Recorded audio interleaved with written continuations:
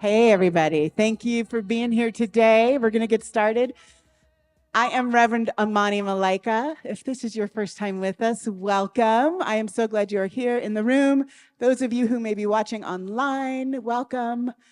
Today is a special day. The theme this month is pleasure and joy, the sacred practice of pleasure and play, and the spiritual revolution that joy makes possible. So I want to share a quote from Toni Morrison. This is what Toni Morrison has to say on the role of artists during troubled times.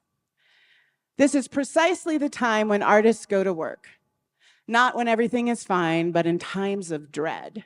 That's our job. There is no time for despair, no place for self-pity, no need for silence, no room for fear. We speak, we write, we do language. That is how civilizations heal.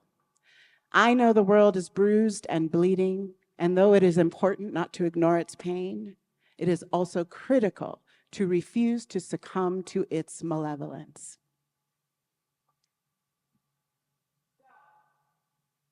That is why we seek joy. That is why we make joy a priority. That is why we sing. That is why we dance. And that is what we've been doing all month long. And that is what we're doing today. So through the practice of joy and play, I am going to play for you and with you. You're going to sing too and dance too. And we're going to raise some money because we are not going to ignore or close our eyes to the realities of the world, because we have spent through our annual budget for our cash assistance program already, and it is July. So I am looking forward to having you all help me raise some money so that we can continue to provide assistance to our community, this particular community, but the community at large. We help folks who contact us, whether they are a part of the spiritual community or not. One of our recent recipients was a refugee family from Ecuador who were feeling so terrified to be in this country that they decided they would hedge their bets and go back to Ecuador, and we helped them do that. So we're going to raise some money today. We are going to sing. We are going to dance. It's going to be awesome.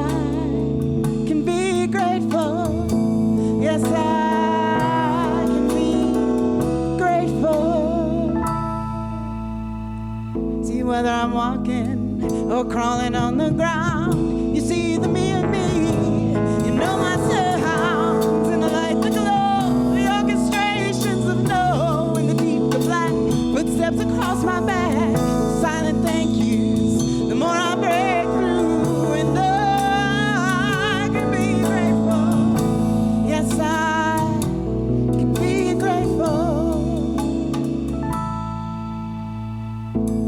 You always say a mouthful, but when my ears are plugged, you find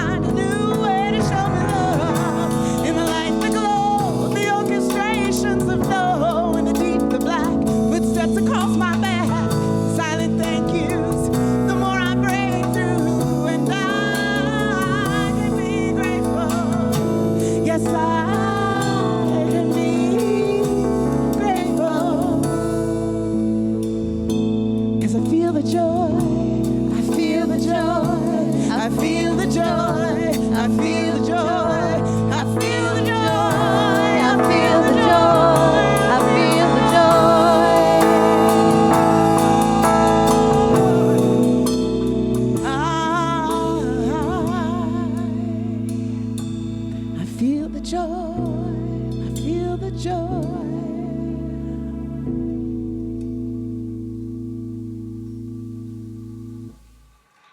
Thank you. So that song was the first love song I ever wrote to God. I feel the joy. And in the silent breakthroughs, footsteps across my back, I can still be grateful. And that was written in my 20s.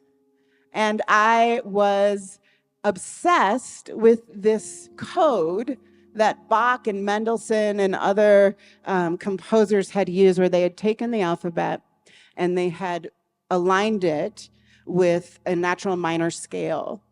And so I was writing songs based on words, and that song was based on the musicality of the word joy, which is what he's playing now. And at the time in my young life, I was deeply practicing metaphysics, and I had a spiritual path. And I didn't know, though, that I was going to have such a devotional practice as I got older. And so that song really surprised me when those lyrics showed up, and that I was saying thank you to God and how loved I felt by God. And along those same lines, at the time I was living in Los Angeles, and I was recording all this music in my little tiny bedroom in West Hollywood, walking distance from Whiskey A Go-Go, with my cute little gay Eastern European roommate, Igor. And that song actually came out during a time when I was like really heartbroken. I'd had this very like Hollywood romance, and we broke up. And so to write about joy in that time was really, really transformative for me. And that was part of my practice, right? And song was my first prayer. I wouldn't have named it that as a girl when I was doing all the living room concerts, right, with hairbrushes. But it really was the first thing that gave me a sense of something greater. I could open my mouth in song, and I could transcend or even express these things in me that I didn't have any other way to express. And so writing that song was really a key piece of my journey of when I look back, because that was a bunch of years ago. When I look back, and the world was on fire. It was right around the time of the towers coming down. And see these elements of my spirituality that I wasn't fully conscious of yet, right? And that to write a song about heartbreak and the world being on fire, that was really about my gratitude and my joy for knowing that I was loved by something greater. I was also, at the time, fairly newly introduced to metaphysics and manifesting. And I had some teachers that I would go to these weekend seminars, and they traveled around.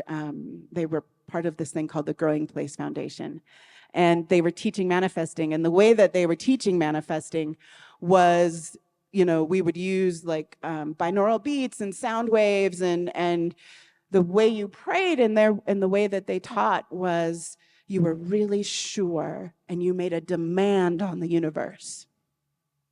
You demanded, when you knew what you wanted, you demanded it in a certain brainwave state, and you made that demand on the universe, and that was how I learned. That was how I was introduced to metaphysics and manifesting.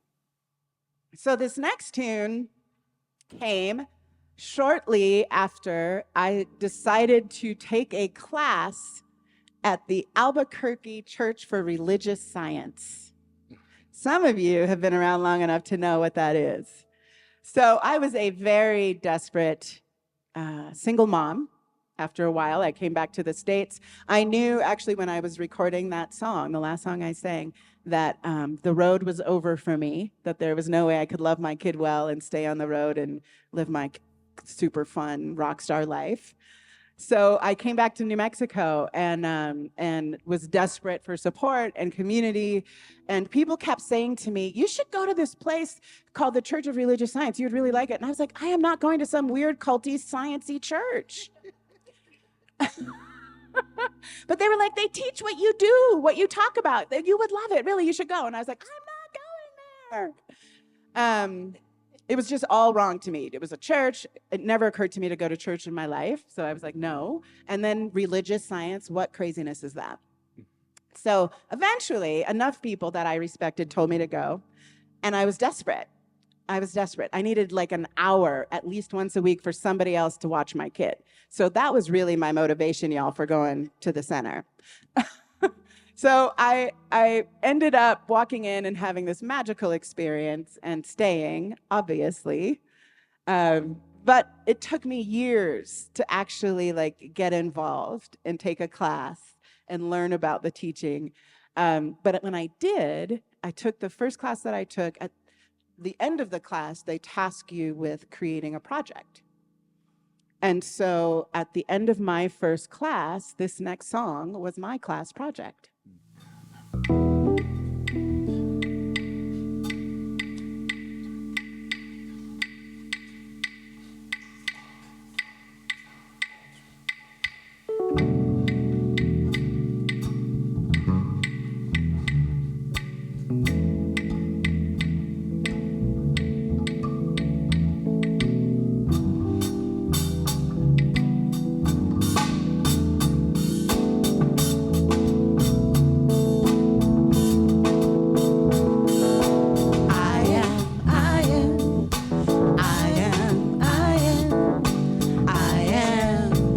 Remembering me, I am beauty, I am all that's unseen, and I am the white, and I am the night, I am all that grows, I am all that knows, and I am remembering me, I am, I am, I am. I am remembering me. I am, I am, I am, I am, I am remembering me. See, I am the deep, I'm the promise that I keep, and I am the way, I'm the prayer that I pray. Always whole, I am always whole, and I am remembering me. I am all that I reach for, I am everything, and there's nothing more. See, I am what life sings, I'm a love song to all things.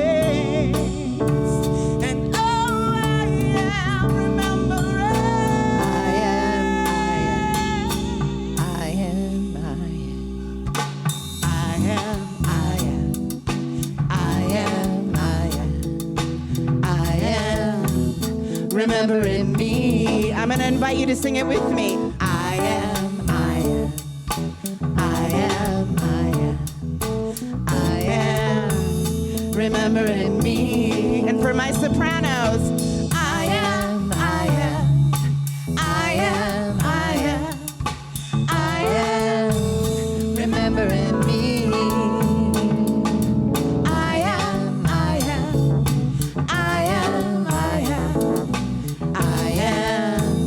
Remembering me, I am.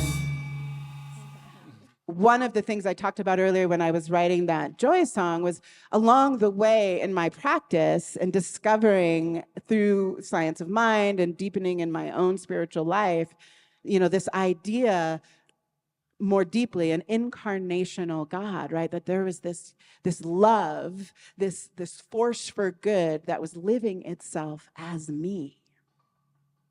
And that this was worthy of celebration. And that this was something that I could rest in.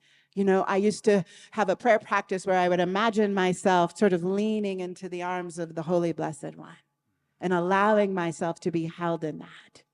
and getting into relationship with this greater reality that was living itself through me, but also way bigger than me and more able than me alone outside of that connection, outside of that relationship. And so along the way, as a musician and as an artist, like every love song became a holy song to me. Like every love song was a love song from God to me. This was really fun. I hope you had as much fun as I did. And I will remind you, our cash assistance program helps a lot of folks in our community who otherwise would not have a way. So this is one small way you can be love in action, by doing text to give, and anything that comes in today through our digital donations or cash and check will all be going to that fund today. We appreciate all of your gifts. Please, please give generously and wholeheartedly so that we can continue to help folks in our community. Thank you, thank you, thank you. And practitioner Clarissa Crow, if you would please join me in prayer. Close your eyes, soften your gaze, whatever you do to get centered, and just breathe in the beauty, the divine love that is present right here, right now in this room, because we chose to show up and bring our beautiful hearts, souls, and minds into this space. I'm so excited to get to have this beautiful time together today. I know that music is one of the primary ways that I stay connected to my joy. And there is music in the house today, so I am very excited about that.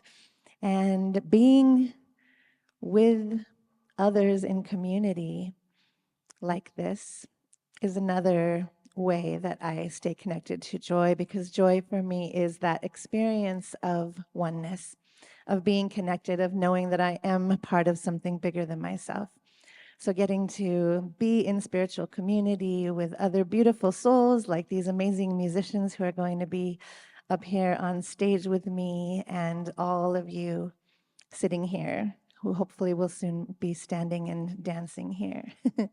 Just knowing that I'm not alone on this path of joy and awakening, this path of remembering the truth of who we are.